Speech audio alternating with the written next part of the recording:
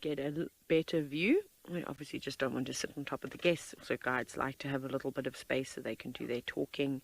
They don't like to hear me saying all sorts of wonderful things. Not necessarily wonderful things, lots of nonsense. I don't blame them. I'd also sit far away from me. But look at this. This is actually quite sweet. Look now how the claws are sort of latched onto that branch, just holding on. I wish I had a third of the balance of a leopard. I think it must be spectacular to walk around and jump from tree to tree.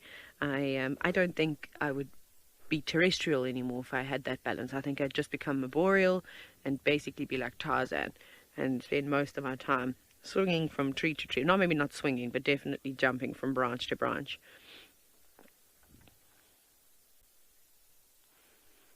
And it's a pity we don't have nice blue sky as a background, but it was very overcast and we panicked for a minute. We thought, oh no, here comes the rain, and it did look like it was pouring with rain.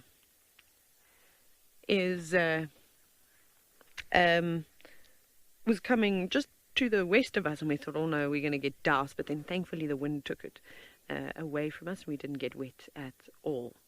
Now, I believe there's also a lot of confusion, and nobody seems to know who's who, which makes me feel a little bit better of myself. I always feel guilty. I'm like, you should know that, you should know which individual is which. But again, when you don't spend every single day with them, it can be a little bit on the tricky side, and they're not making it easy for us. But look, there's a smiley face on this individual's left shoulder. I'm sure you can see it if you sort of just see where the forelimb is sort of creased against the tree, and you kind of follow it up.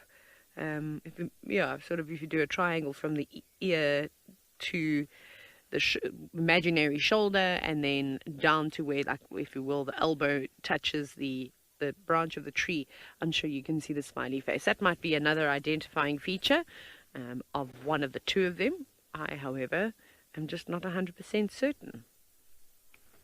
It's quite sweet. It's amazing how when the rosettes form these patterns that start to resemble something, all of it is very helpful. So it's one thing having being able to see the face and talking about the spot pattern, but it's not always the case. And in this example, I think it's actually a perfect example how we've got, mother and daughter, but daughter is caught up and has almost developed into a fully grown leopard. Obviously, she's not going to be exactly the same size, but it definitely not in muscle tone just yet, and we'll need to do a little bit of filling out. But this is quite tricky to see who's who. But it doesn't actually matter. It doesn't matter if we don't need to know exactly which one is which. That moment will reveal itself.